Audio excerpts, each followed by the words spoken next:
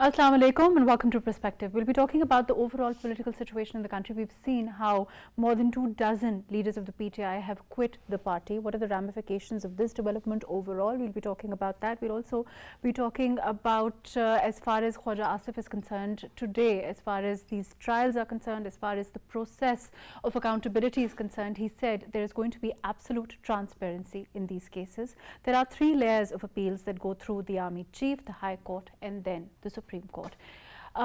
Let's look at what Khwaja Asif said. 4 people were killed. People were killed in Peshawar also. People were killed in Faisalabad also. They were armed. Why didn't you know, the messages which were running on social media and on telephones and all that? All those messages were directing the rioters or the PTI workers to go to the Corps Commander House, to GHQ, to the ISI office in Faisalabad, in Mianwali, the air base. This is actually a rebellion against the state. This is not something ordinary. He's not a political worker. He's an opportunist. He's something, a demon invented by the people who brought him into power in 2018. It rigged the elections. So you know, he thinks that people who have created him over, you know, a decade or 12 or 13 years, you know, they must keep on supporting him because he's their creation. We saw Maryam Nawaz speak in Bihari and she said that as far as these incidents are concerned, there was clear incitement which led to what culminated on the 9th of May, and now there's an attempt being made to absolve himself as far as the former Prime Minister is concerned, as far as his party is concerned.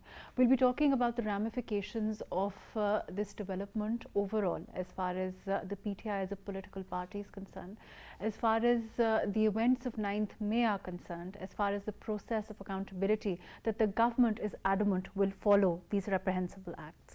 I have with me Aneek Zafar, who's a senior analyst. Thank you for joining us today, and Barrister Safiullah Ghori, who's a political analyst. Thank you for being with us. Aneek Sahab, like I was saying, we were also looking at Maryam Nawaz as she spoke to the huge gathering in Bihari, and she was very clear about what happened, the accountability as far as the 9th May is concerned, and the fact that we all want accountability for whoever is responsible. How do you look at the overall political scenario at this time, as far as these defections, leaving the party, leaving politics that are coming even as we speak in a lot of cases? Thank you, MAHRUKH. To me, I think it's a very, very sad development because as I have spoken in your program earlier also, that I admired PTI somewhat. I never agreed with their politics, but I admired them for the very fact that they had attracted the youth of Pakistan. They had given a sense of participation, and some of the classes, normal social classes which do not participate in active politics normally, they were also attracted to the party. But unfortunately, the party started building its narrative based on hate. And that hate culminated, that process of building hate against others, anyone who was not agreeing to their agenda, and then ultimately from political parties, this agenda of hate shifted to the institutions. And we talked about this. On May we spoke about this a few times earlier on also, that the fact that ability to take disagreement was diminishing in the political discourse, and that was happening, you know, particularly as far as the PTI was concerned. That also was the start, like you are saying, of that intolerance which has, you know, come to the level that we saw. Yeah, that's what I'm pointing out, that this is unfortunate that in the face of after that, in the aftermath of May 9th, the party is folding very quickly. For them, when it rains, it pours kind of situation. Every day we see 10, 12 people leaving the party, and today again some very big names left the party. Those were the star star leaders of Imran Khan, who Imran Khan trusted a lot. So what is happening here is that I now think that it's just not that they are fearful. I think they are being shown some evidence. They know of some evidence that there was some planning for all these whatever happened on May 9th, and in the face of that evidence, they cannot in their right mind stay with that party and that leadership. Later, when perhaps a month or 2 months down the road, when all these cases are settled, because in the military courts these will be rapidly there will be rapid trials. After that, what shape the party takes, then many of them will be making a decision whether they will be going back to the new shape of the party, perhaps new leadership of the party. But in the current with the current leadership and scenario, the party cannot Let me go to continue. Safiola. Safiola, as far as this process is concerned of leaving the party, like we've seen recently, accountability is one thing. The government has said that they want to see accountability across the board for what happened. Whether that happens as far as the military courts are concerned, that seems to be the way forward as far as this is concerned. It's unprecedented what happened. There's no denying that. And what Maryam Nawaz said was that she talked about her own experience in jail. She talked about her father. She talked about the leadership. Why do you think, in your opinion, of course, I mean, it's so quick to come, this kind of defection? So I think when it comes to this defection, it's I've always said this about PTI, and I'll say it again. The problem is PTI was a party sans any ideology. It stood for nothing. It stood for just one man. And the whole idea was one man who's infallible, who's completely honest, has performed nothing wrong, done nothing bad in his life, is going to somehow rescue Pakistan, much like a messiah might.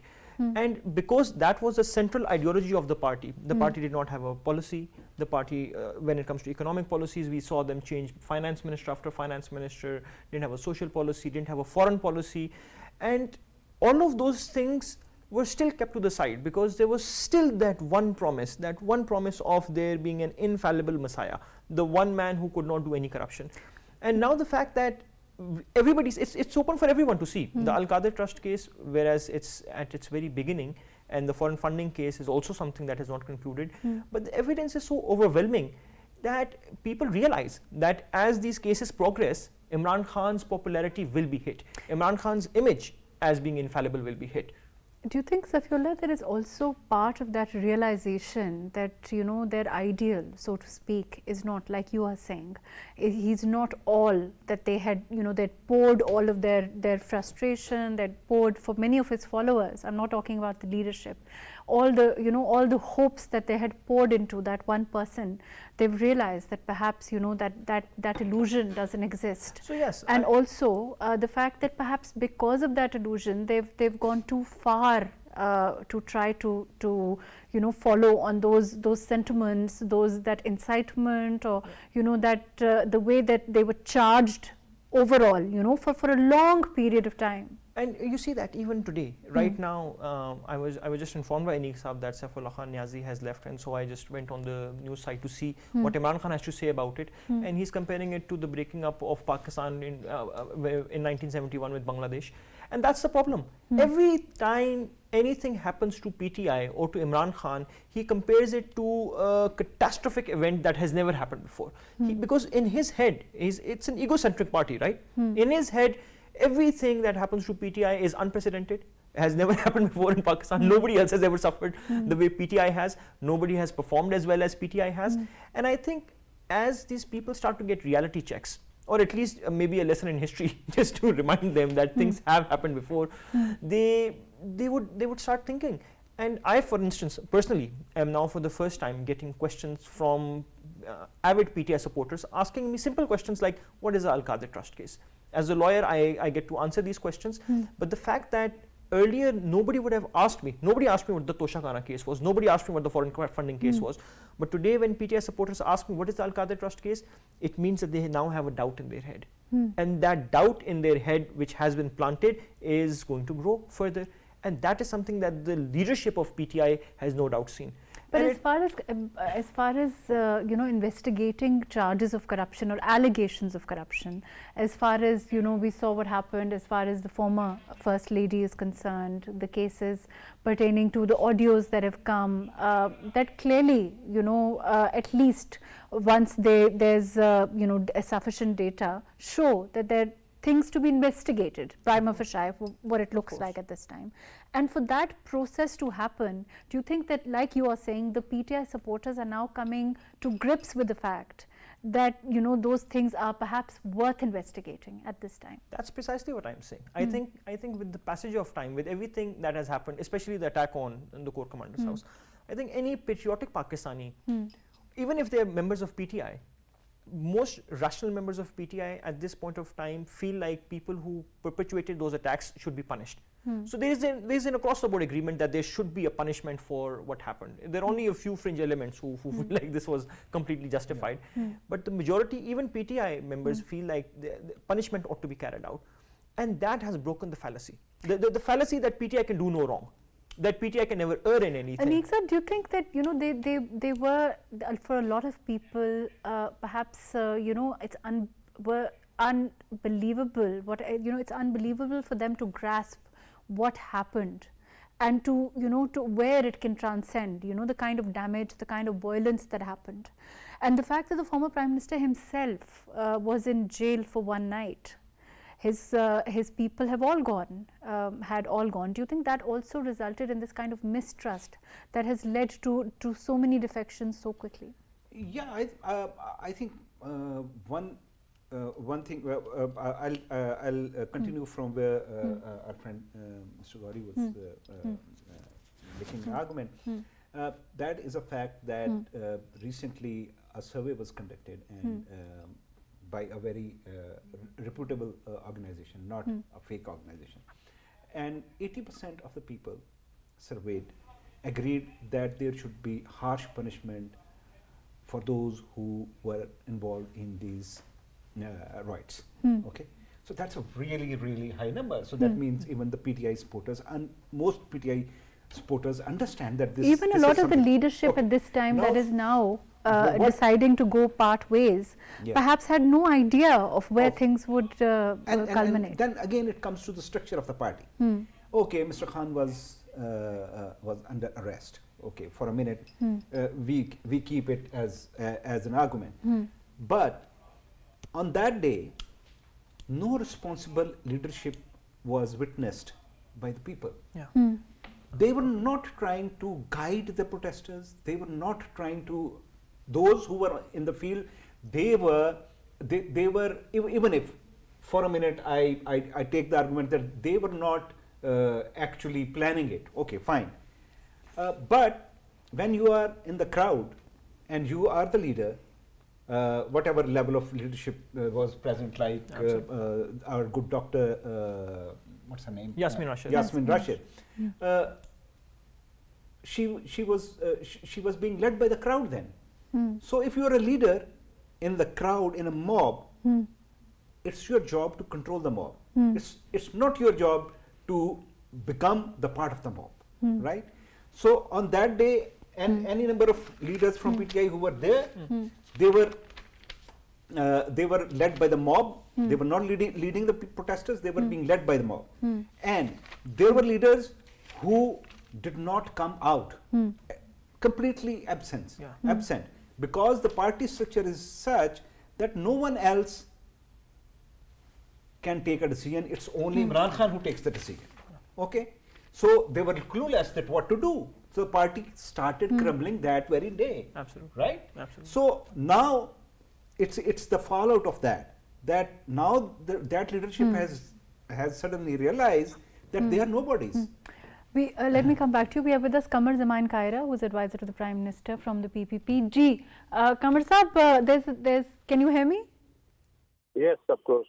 Kamal Sahab, there's a lot of criticism at this time that is being heard from international organizations also as far as the trial through military courts is concerned. Of course, the criticism is also coming from places where this fast method was used to curb terrorism in their own countries also. But how would you answer this? First of all, there are double standards or multi-standards of the world.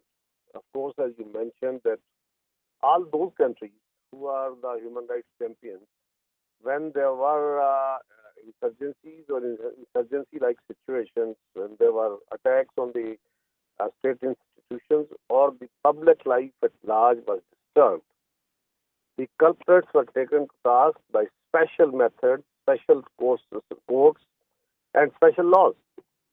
And this is one thing which is very clear. We have to say to the world, we will say, we should consider the world opinion, but if the world opinion is not on the merit, then we should forget it. Number one, all the culprits, they have access to justice, they have access to courts. Even now, hundreds of people who are arrested with bona fide, with justified documents or documentary evidence or video footage, all those overbooked, they are released on bail by the court. So it means the courts are independently functioning. As far as the special laws are concerned, this is a law, which is law under the Constitution of Pakistan, not a new law. We have not enacted the law now. We have not made any military court now. This law is already from 54 till now. It's part of the Pakistani CRPC, Pakistani law, and it is made under the Constitution. So this law can be applied on a certain people or certain incidents. All those incidents which are covered in the existing law of Pakistan, not a specific law. There's no constitutional jurisdiction or created newly. It is already existing law, and they will be tried according to the law, whoever will come under that. Rest of the people will be tried, and majority, there are a dozen or two which are under the trial of the military court. I'll say something with that after a while. But first of all, the rest of the majority of the people will be tried under the Terrorist Act or the normal CRPC law.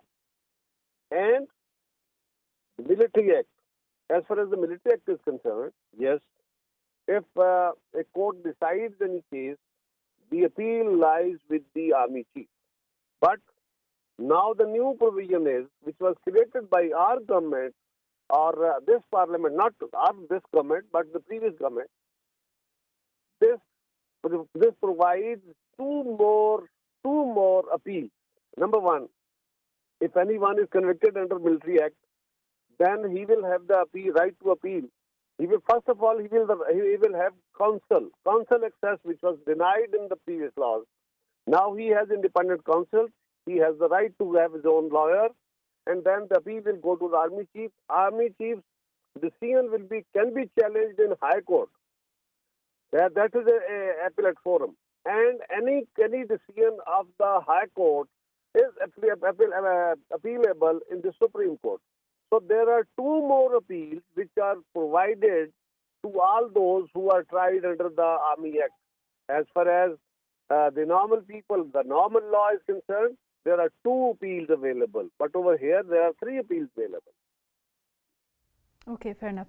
Kaira Saab, there's also, as far as the former Prime Minister Imran Khan Saab is concerned, he's now talking about, he wants to talk. He's clearly said that on a few occasions. He's also said that as far as making a committee minus him would be agreeable to him. He's now talking about all of these things. What does the government say to that? What does the government have to say to this kind of an attempt by him now at this point? This is, now it's too late to say anything. We were asking Imran Khan time and again, 5 years, about 5 years past. It is more than 5 years, but I am talking of the 5 years. since 5 years, we are asking Imran Khan, please sit with the people, please sit with the politicians, let's sit together, let's resolve the issues of Pakistan, let's make way forward. But he was abusing and he was denying anything. He was hitting the people. He was saying, I don't want to shake hands. I don't want to take their names.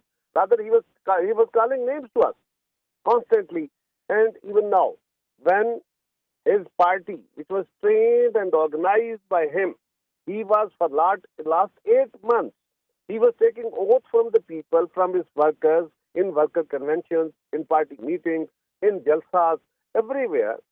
And he was asking the people, if I am arrested, if this thing happens, you will come on the road, you will strike as the people of Turkey strike. What was in Turkey? What was the symbolism? He was training the people, and this is quite amazing that Imran Khan's training basically caused a panic because no civilian, no police property or no civilian property in a large way was attacked. All the attacks, majority of the attacks was focused on the military installations, which is very bad thing. It's sad thing. Now Imran Khan and his party should face the court, face the law, and if they're innocent, they will come back. If they are not, then such provisions cannot be provided to a culprit or alleged culprit.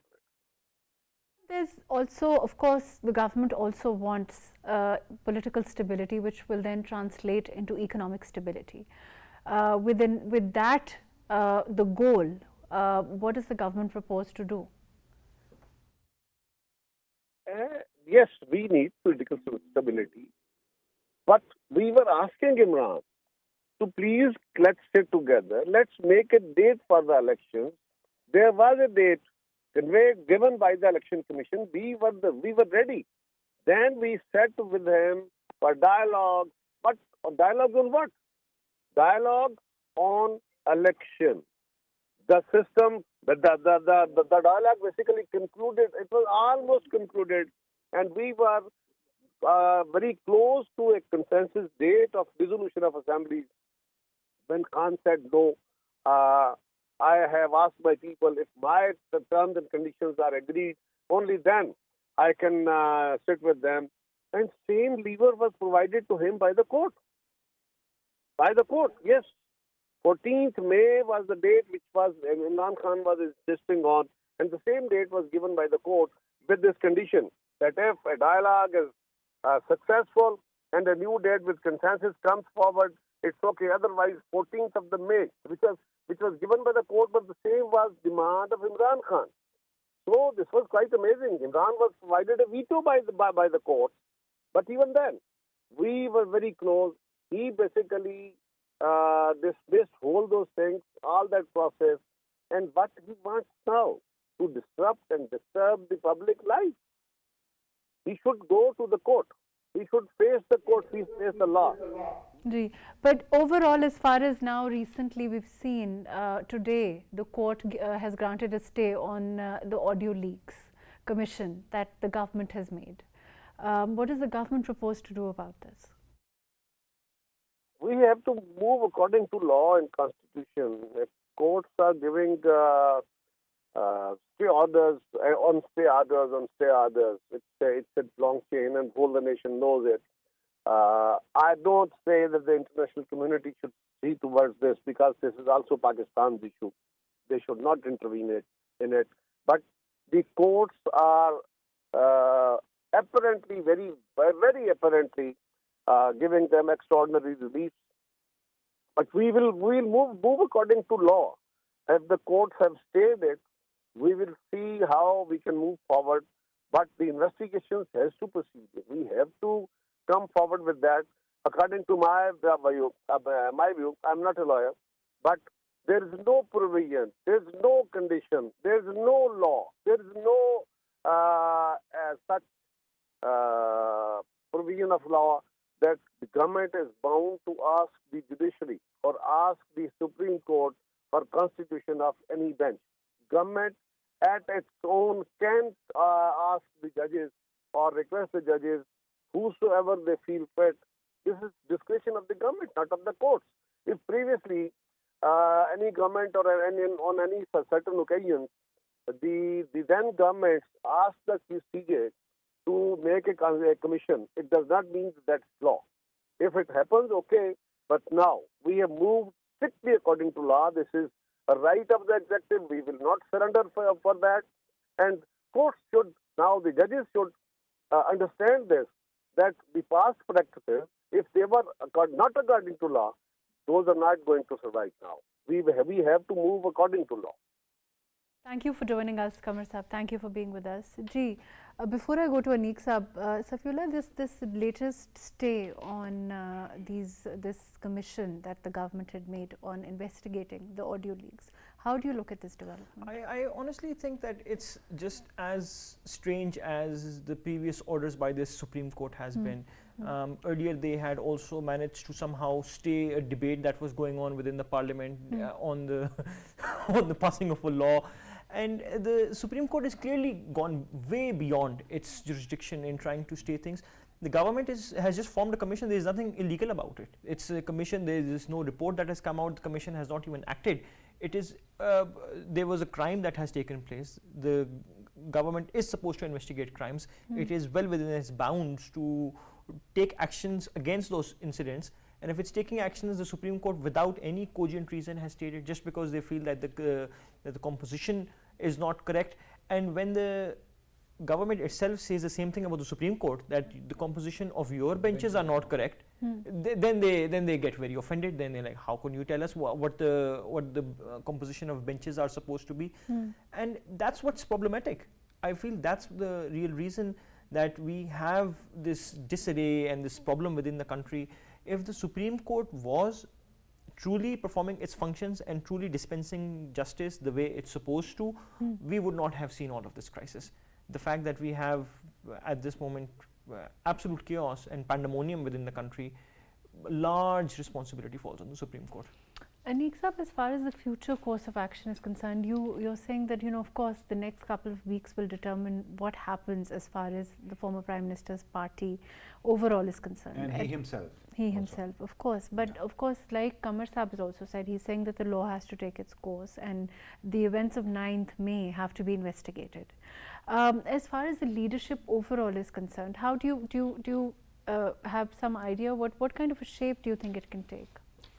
This again, it's a very fluid situation, as we can say that government the allied parties, all they are very confident that now they can move to October 2023 without any hurdle. But obviously, judiciary, as we all know, there is a tussle going on between the judiciary, the top judiciary, and the government, and there are some murmurs of discontent within the superior judiciary as well. So how does that play out? The way I am looking at things is that perhaps Supreme Court will make a lot of noise but less action. It will be stay orders and all that, but outright verdicts I am not predicting anymore, because again the court has sort of lost a lot of moral credibility. In terms of politics, a lot will depend how PTI survives this phase, and moving forward when the election times come, what happens then. Mr. Khan, I was just going through. We've also had a statement, sorry to interject here, that of the former Prime Minister saying that he is confident that his popularity still, and that whoever he gives his party ticket to will win. That's again a huge fallacy. In 2018, he rode to power because many so-called electables had joined his party. Voting and support has to be translated into election day voting. Okay, so your support has to translate into election day voting, and the election day voting is a science which is managed by the people who are experienced in contesting elections. If tomorrow myself or Gauri Saab decides to contest an election, we won't be able to even if we are supported by by a very large party, we won't be able to mobilize voters, we won't be able to organize all the polling scheme and everything. So currently Mr. Khan's party is being incapacitated. But Once it is incapacitated, it's not going to reflect its whatever popularity he sustains 3 months down the road, as we are witnessing that some of the factors may start impacting his popularity. But again, whatever he sustains, translating them into votes is entirely a different science. Unfortunately, I'm running out of time, but Safiullah, do you agree? You think that Mr. Khan's politics and his party has to surrender to the electables phenomena? It's very obvious, right, MAHRUKH? Because if we look at the map of where he won seats, the vast majority of his seats come from southern Punjab, and that's where the majority of his electables have left from. If not for those electables, those 40-50 people which we now know have left, those are the very people that translated into the seats that brought him to power. So that's the margin that people can play with. Now, if those 40-50 people go someplace else, that very party would win. And so this is why I say that the southern Punjab region is the swing state of Pakistan. That's just like Florida is for the US. And it swings the elections in any manner. We know for a fact throughout Pakistan's history that this has happened, and very much so for PTI now as well. In 2008 elections, for example, PPP won majority of its seats in Punjab from South Punjab, right? The PPP also seems fairly confident of its popularity in that region. I feel like, I think it stands a good chance now. Yes, moving forward, definitely. And of course, the PMLN has its roots there also. There's no denying both these parties, if they have their candidates, they have a real good contest against each other. Right, of course. Unfortunately, that's all the time that we have. Thank you so much for being with us. Aneek Zafar Saab, thank you for joining us. Pastor Safiullah Qauri, thank you for being with us today. Overall, of course, the next couple of weeks will determine what happens, but there's one important tenet that everybody seems to agree on, and that is the accountability for the events of 9th May as far as the military leadership is concerned, as far as the political leadership is concerned. We also saw Maryam Nawaz speak today, and she was very clear that accountability must happen for what happened on May 9th, and the events of whoever is responsible for those events must be held accountable. Thank you so much for joining us today on Perspective.